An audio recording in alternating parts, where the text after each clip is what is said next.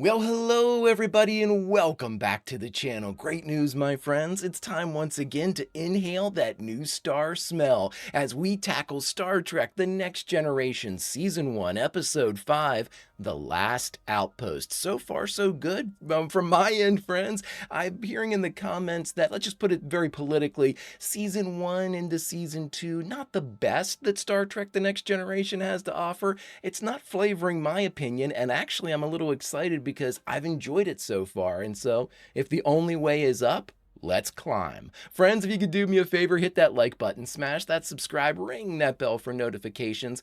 Greatly helps out a small channel and allows me to alert you next time it's time for Star Trek or any of our sci-fi fare.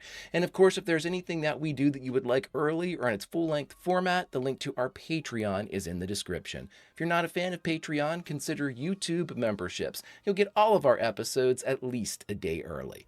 But my dear, dear friends, all that is then and this is now. And what is now? Now it's time for The Last Outpost, the 5th episode of the very first season of Star Trek: The Next Generation.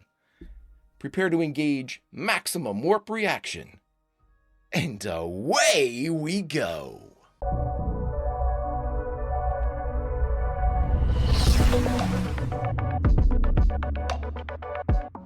Captain's log, stardate 41386.4. We're in pursuit of a starship of Ferengi design. I know the Ferengi. It will be Starfleet's first look at a life form which, discounting rumor, we know almost nothing about. Okay, I didn't actually know that. First contact? Enlarge. What is their course? They're now angling through that solar system, Captain. Cool design. Listed as Delphi Ardu, sir. 11 planets unexplored. Stay with them, LaForge. Aye, sir. Sensors read a power surge from their last maneuver, Captain. They are dropping to subwarp speed. Reduced to impulse power. Sensors record fluctuations in the energy readings from it, Captain. Possibility. A malfunction in their engines, sir. Breaks my heart. Or a trick. Fully enlarged. How big is that thing? Hello, stranger. Very impressive design. Don't scan, it could be an act of aggression. As you know, Ferengi technology is estimated to be generally equal to our own. But that does not mean identical, however. No. We are no doubt advanced in some areas, they in others. Showing another power surge, sir. Oh, cool shot. They are firing on us. Mostly electromagnetic. Fusion generator and batteries down by 30%. Our impulse engines are surging now. They're firing again. Return fire. I mean, Shall we return their fire, sir? Negative, number one. They're just responding to our close pursuit. Fall back a bit, but stay with them. really? Oh, I thought it was just like a half circle. I didn't realize there was a whole... I love that ship design. Sir, something is dragging us forward. Tractor beam? Our power systems are failing. Deflector shield failing. Phasers going inoperative, Captain. Captain, something is completely immobilizing it. Mobilized by the damn Ferengi. What the hell are they using? All right, if we're losing power, what about independent power supplies like data or Geordi's mask? Because this could be like a EMP thing. Obviously, we've underestimated their technology, Captain. Considerably. Here's the Ferengi have us right where they want us. Unless it's not them. In their sights. Great start. I mean, I'm always down with this. We got a potential first contact situation. I know of the Ferengi, and not a whole lot. I know that they're into like capitalism. I think is like their religion, business. No practical experience with them though, so I can't wait to see how this goes. In fact, I think you all have told me that I guess the most famous Ferengis on Deep Space Nine. I know Quark because from Lower Decks, but Jean-Luc's telling us about the Final Frontier. I love setups like this. It's a first contact for me. So, and their ship design is badass. Oh my God, really, really cool. I want to learn more about the ship design side of it when in Star Trek: The Next Generation, because I'm pretty sure I'm right about this. STG or TNG, Deep Space Nine, and Voyager are all close enough where they're all in the same era. So if I identify and kind of commit to Swiss cheese memory certain ship designs, I should be able to carry those through to Deep Space Nine and Voyager, right? Because Enterprise is a prequel. I know that's way before even TOS. So I'm just trying to get everything straight in my head so I don't make a mistake early and then continue to make that mistake and branch off into Errorville. So keep me on the straight and narrow, friends. When I get off into the weeds, yell at me, which will be a lot. Weapons report, Lieutenant. I have phasers and torpedoes armed, but I show insufficient power to fire them. Great. Give me status on power recovery. Engineering, come in. Why aren't they answering? Try sickbay. It's impossible they could be draining all power from all systems. Are intership communications out? I'm sensing nothing from them, sir, which could mean they can shield their thoughts and emotions from others. Still makes it our move. Great. They may know as little about us as we do about them. Except that they know that they've got us. We hail them? Do you have any information touching this on any file? None, sir. Well, the best description may be traders. What kind of traders? A comparison modern scholars have drawn from Earth history likens the Ferengi to the ocean-going Yankee traders From the history of my forebears, Yankee traders. who in this case sail the galaxy in search of mercantile and territorial opportunity. Pirates. The Ferengi are believed to conduct their affairs of commerce on the ancient principle caveat emptor. Let the buyer beware. It's so cool. I doubt they wear red, white, and blue or look anything like Uncle Sam. Engineering? Join the forge down below in engineering number 1. Aye, sir. Maybe security to engineering? Red, white, and blue for the United States. Whereas the French, more properly, used the same colors in the order blue, white, and red. And the German nation red, black, and gold. The British, That's enough, Data. it was you who... We were discussing the Ferengi. He had to get in his French comment. Engineering? Bottom line, LaForge. It's not good, sir. Communications must be out. 0.372 millisecond delay between the use of our power and the neutralizing counterforce of the Ferengi. Richard Cola? We push and they push back with equal force, sir. Riker, struts.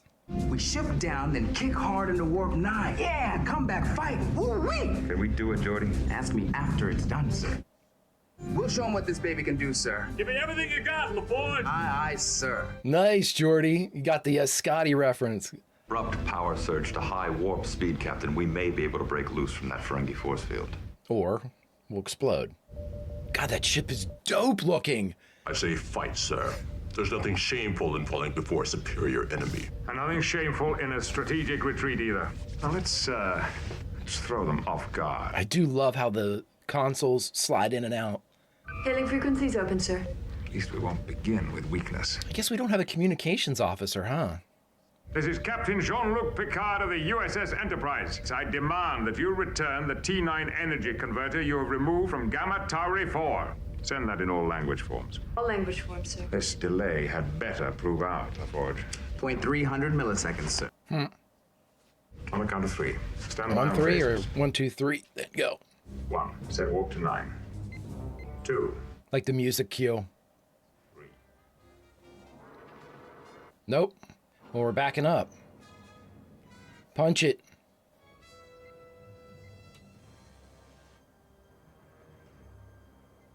What happened? They're scanning us. Someone is reading every file, every bit of information stored in the Enterprise memory banks. They can do that. I don't think it's them, because they haven't said anything either. With our attention on the Ferengi vessel, we have ignored the planet. Yes, there we go. Data I mean, the title of the episode's The Last See what Outpost. we got on it. That's sort of a tell. Conference evaluation. I don't like the idea of leaving all the senior staff off the bridge. I say put all available power into a full-out combined phaser and photon torpedo salvo. Destroy their ability to sustain this force field, sir. Okay. Even assuming that we have the power to sustain such a tactic. But Captain, isn't firing on us an act of war? Yeah, but But we were chasing them. Since then, all they've done is search our computers, trying to learn who and what we are. if it's them. Let's talk to them. It's been tried. No response. But did we tell them anything they wanted to hear? Man, she is, I mean, really invaluable. Thank you for your advice. I love the counselor role. I think it's, at least as portrayed by her and McKenna, fantastic. The only one remaining is the one that needs no conversation. The one we must avoid. Sir. Fighting. The one that leads to total annihilation. Well,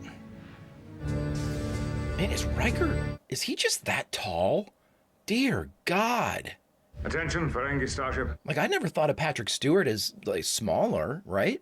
I would request that you present your terms to us. Captain's log, stardate 41386.5. Damn, I love that ship. I fear for my people and my vessel in the event the unknown Ferengi ask the unreasonable. It's moving, sir.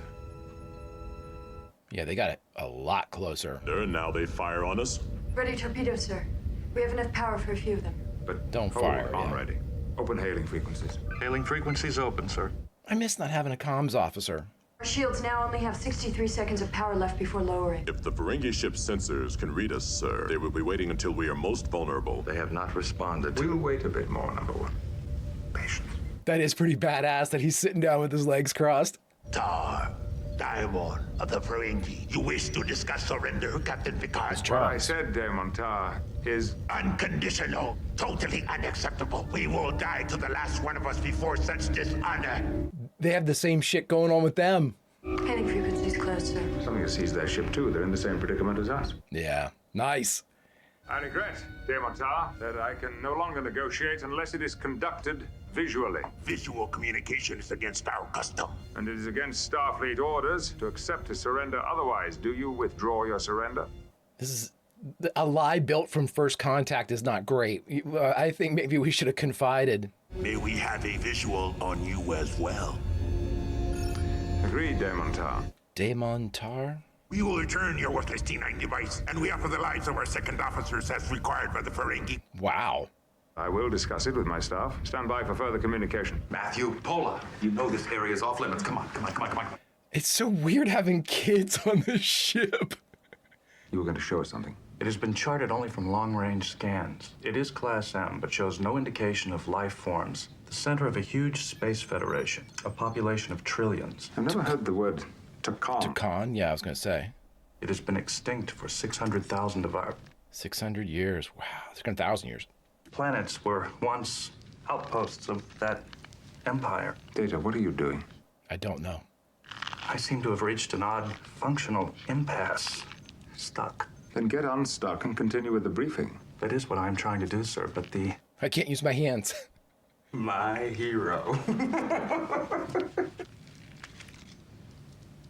Intriguing. Intriguing. Is that his fascinating?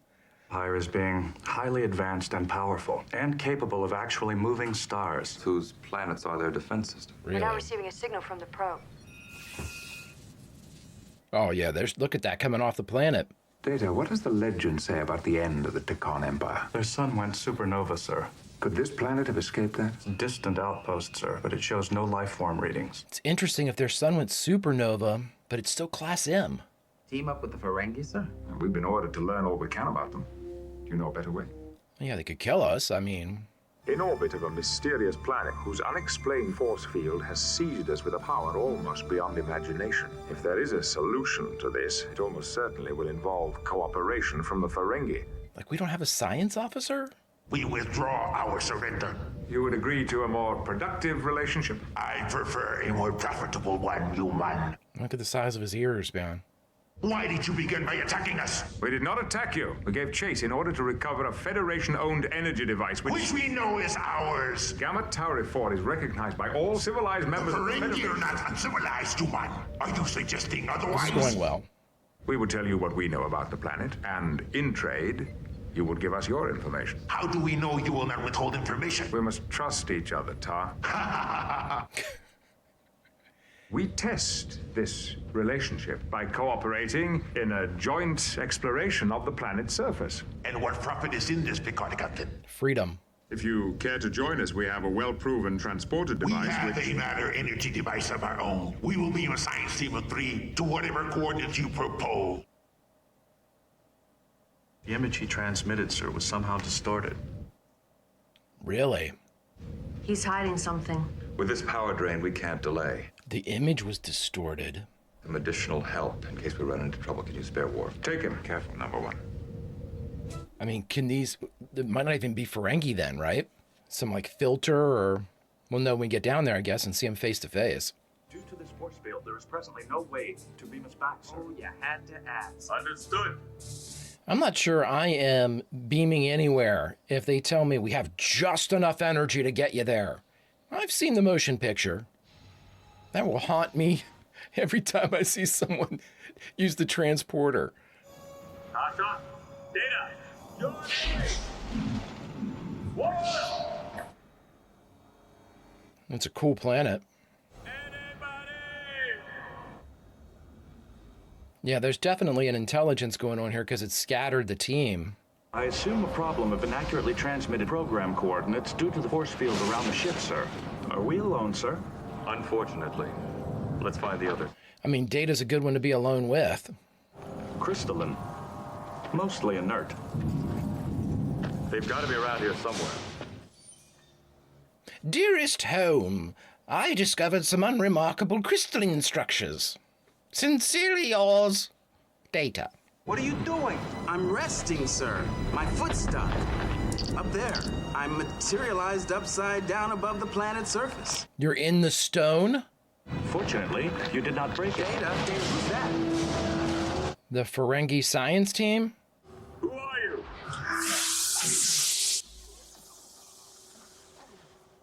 Oh, did you see Data? Data's frozen. Well, those whip things have an AoE. They hit all three of them with one shot. Ordinarily, with reserve power alone, could maintain life support for several months. But the force holding us closed down all engines and is draining our reserve. Oh, I thought Worf's shirt was open. I thought he went down with a fight. It's his sash, though. Broken our agreement? We will accuse the humans of preparing to ambush us. It will be our word against theirs. Tastes like gold. It is gold. Make your move now. What part of the agreement? You appeared and attacked us. Are you one of their assassins? Worf's up. There we go. I got this one! Careful, Commander. They are much stronger than... I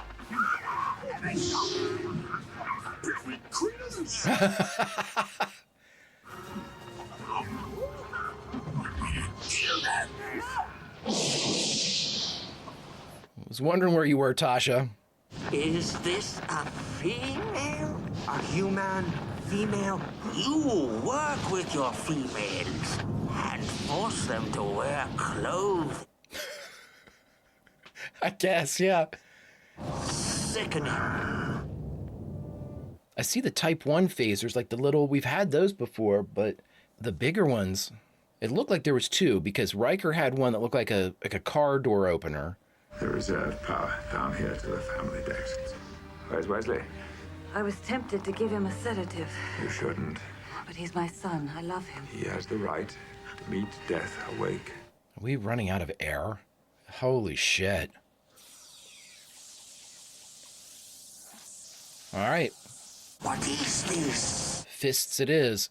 It's patterns of force everywhere. This entire planet has been turned into a power accumulator. Like a battery? Power emanating from it.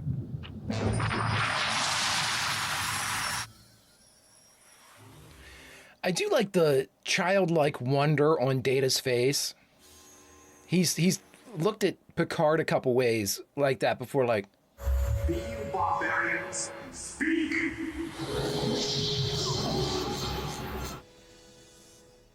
AI? No life forms, right? Who meets the challenge? Here. You have awakened Portal 6-3.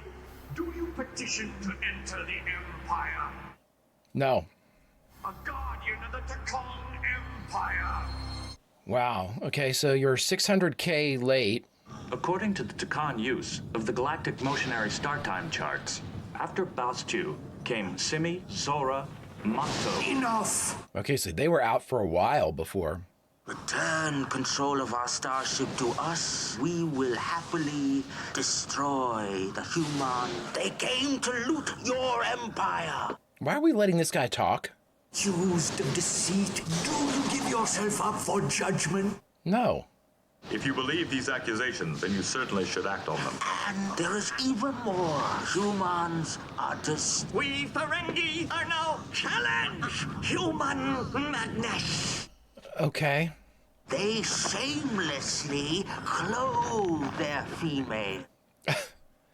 Death of perversion. And we still have more faults. They admit their crimes. Hear them. This is interesting.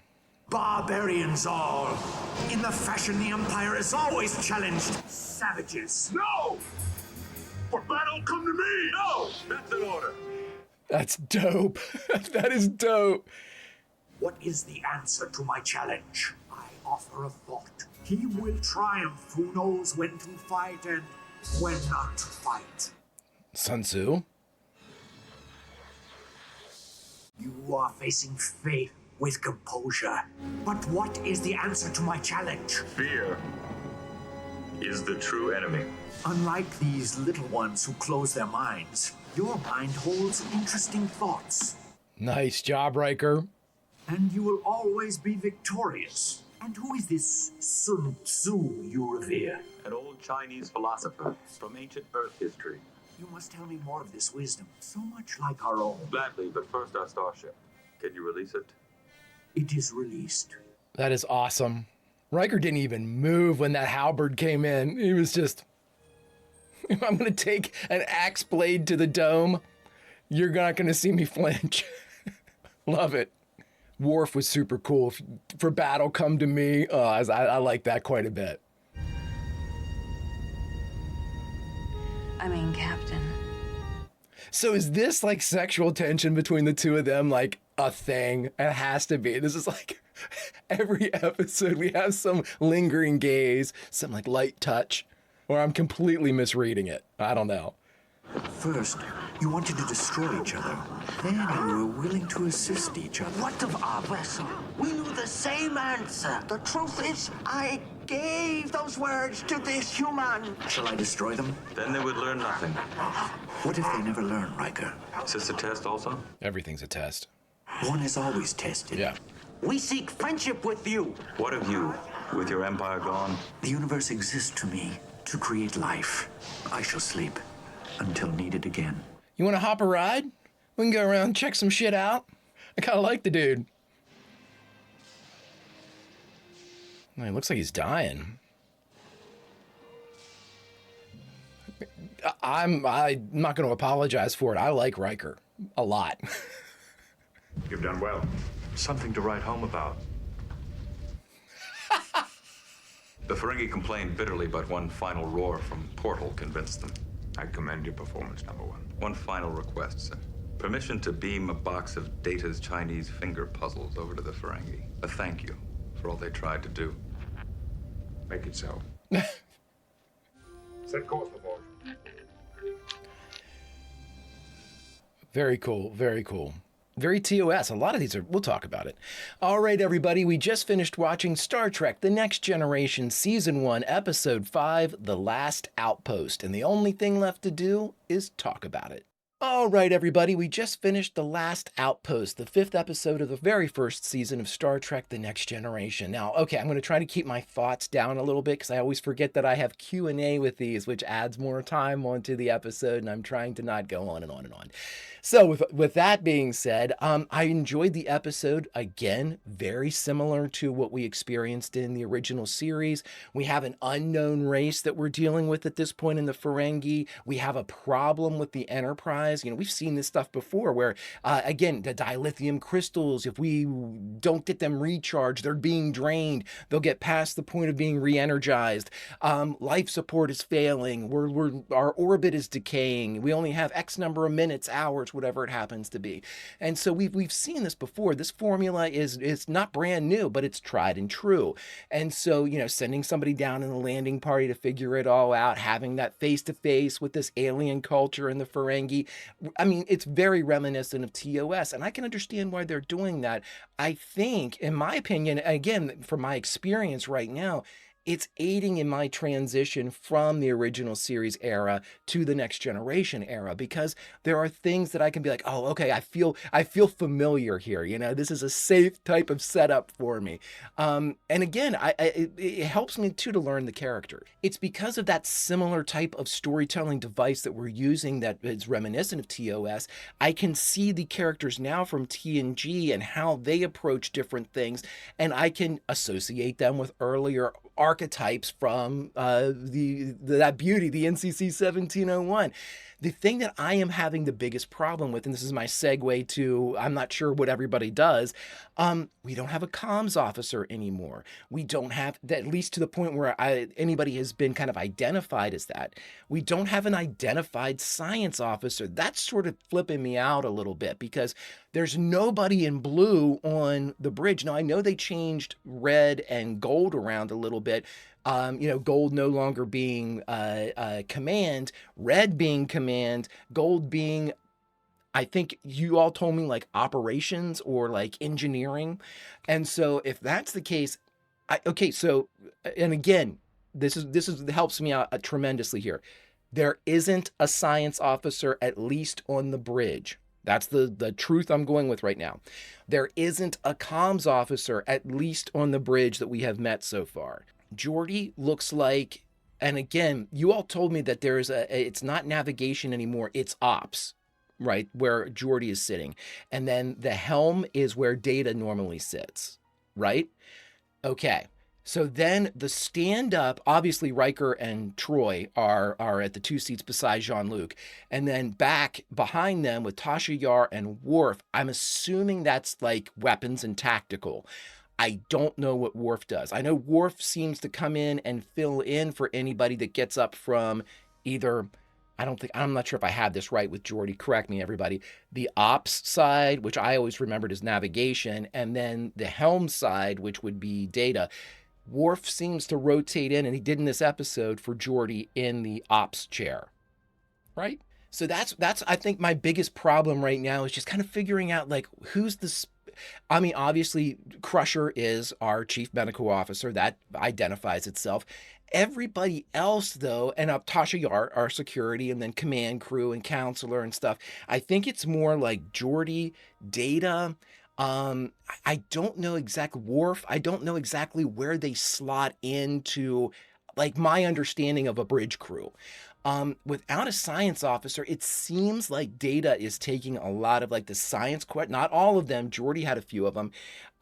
But Data is seemingly taking most of the questions that I would call like Spock questions. You know, if Kirk had to turn and ask somebody something, it's going to be Spock most of the time. And Data seems to be kind of being that voice, that the answer to that question. Again, I like that and I don't like that. Again, I'm only 5 episodes in, but I did say that I've seen Geordi answer a couple of those too. I think if they kind of split the difference between Data and Geordi, that would probably work, but I'm not sure if they're going to do that. Regardless, it's really fun to kind of see everybody, you know, if they are familiar or they remind you of somebody else, and like whether or not like that character class or that character model might have been inspired from one of our original people. And again, I'm not looking for that. I don't want a comparative. I don't need like another Chekhov. I don't need another Sulu. But at the same time, that's sort of their roles anyway, or what I'm familiar with.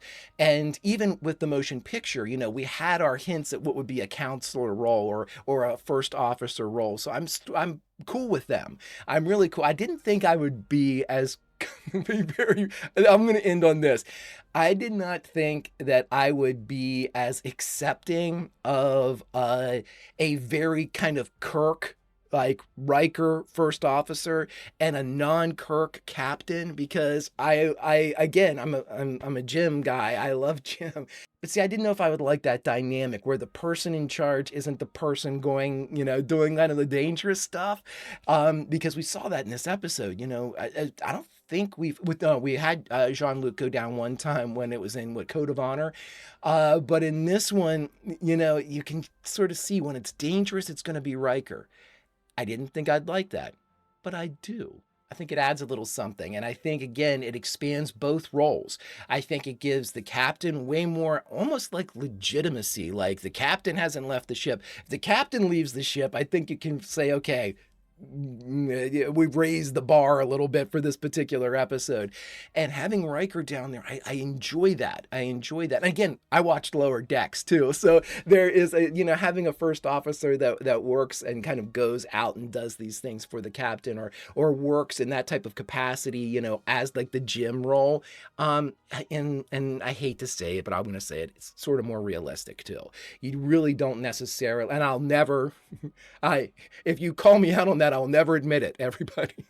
But, I love seeing Jim in the field, but thank goodness I like Will. And now we get the chance to see how he plays out in his search, I'm assuming, to become a captain at some point. I like it. I think it's a cool dynamic that basically gives both the captain role and the first officer role room to grow. It has, they're really sort of a new way to define. You're taking the captain role that we saw in Jim Kirk, and you're really sort of splitting it in two, the captain in the chair and the captain in the field. And now we have two voices that are going to be able to identify and expand upon that.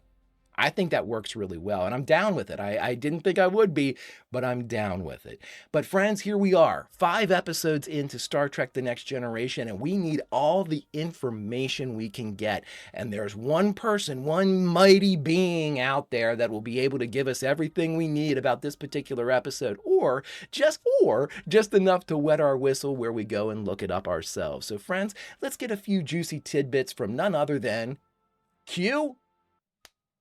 Greetings, mon capitaine, and welcome to another edition of Q&A. Friends, this is where, after having watched and reacted to the Next Generation episode of Star Trek, I try to dig a little bit deeper and look up things that would have ruined the episode for me had I looked them up beforehand. But to keep myself from wandering off into the weeds for a couple hours, I've given myself 5 categories to explore. The first, writer and director. Who were they? The second, guest stars. Did we have any? The third, of the core cast, or the Big Nine, who was present? The fourth and spiciest of all the categories, the production notes, what went on behind the cameras. And last but certainly not least, a memorable quote from this episode. Let's get started. Alrighty, my dear friends, and now for our first category of writer and director. Who were they? Well, we actually had 2 credited writers for this episode. The teleplay was written by Herbert Wright, and the story was written by, and I know I'm going to butcher this name, Richard Kurzmin. The director for this episode was Richard Kola. Now, again, we've only had a couple instances so far of episodes and directorial efforts and whatnot, but so far we haven't had any repeat performers, and that's definitely a departure from the original series where we had several mainstays. Now, season 1 did have a lot of original, one-off directors, but then we kind of got into a habit of having the same director or, kind of a collective of directors over and over again. Curious to see if that's going to happen with the Next Generation. Let's move on. All right, everybody, and now for our second category of guest stars. And of course, we did have 3 Ferengi that need to be introduced in this one and credited. And of course, you all told me that this is Quark's actor's first appearance in Star Trek The Next Generation. I know Quark simply by osmosis. I've seen him and heard him mentioned in some of the Star Trek stuff that I have done. And the only time I've ever really experienced him has been on Lower Decks. So now you know the vast knowledge of my Quark history. But for right now, Armin Shimmerman is playing Latek, Jake Dengal is playing Mordok, and Tracy Walter as Kayron. Thus ends our Ferengi. Let's move on. And now, my friends, for our third category of the core cast, or the Big Nine, who was present. Well, first off, who is our Big Nine? Well, we've got Jean-Luc, we have Will, we have Troy, we have Data, we have Geordi, we have Tasha Yar, we have Worf, and we have the Crushers, Beverly and Wes. All hands present and sort of accounted for. Everybody appeared in this episode save one, Wesley, but he was mentioned. So that's sort of 8.5. Let's move on.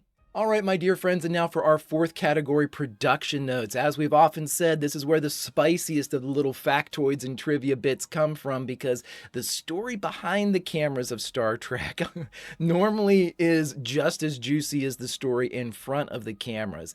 I'm hoping for a more positive outlook than our last episode, fingers crossed. The only way to find out is to get into it, so let's do just that.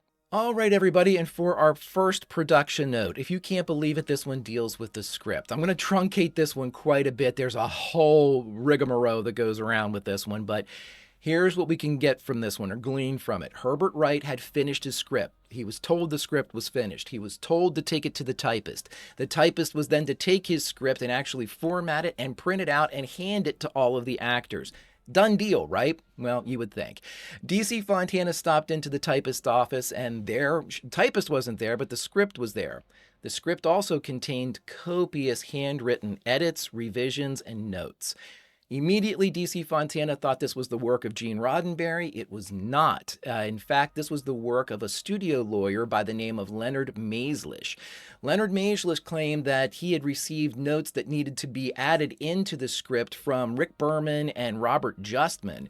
However, this upset Herbert Wright quite a bit because he said, hey, the normal process for all of this type of stuff is if you need changes, speak up during the editing process. I will make those changes. I'm the writer. And so this blew up backstage. Everybody was or in the production side of everything, everybody was very upset that this is something that it certainly looked like they were trying to slip in after everything had been signed off on. I think the long story longer, my friends, is at the beginning of The Next Generation, the script writing process was in massive flux. Nobody really trusted anybody. Let's move on. All right, my dear friends, let's put all of the conflict behind us as we get into this, our second production note. This one is really fun, and these are the type of production notes I like. Okay, so the design of the Ferengi Marauder, that dope ship that we saw coming in, I thought the design was really, really cool. Herb Wright was asked, wait, Herb, where did you come up with the idea for the Marauder? And Herb walked over to his desk, and he had a horseshoe crab that he held up, and he said, that's it. Let's move on. And now for our third production note, friends, and this one is also funny. This was from the actor Armin Shimmerman, who would become our Quark. He was said that the direction that was given to him as these Ferengi were to be performed, and all of the Ferengi actors were asking, what do we do? How do we do this? How do we act? Do we, what are the Ferengi like? And the only note that they received for their performance was the following: jump up and down like crazed gerbils. Let's move on.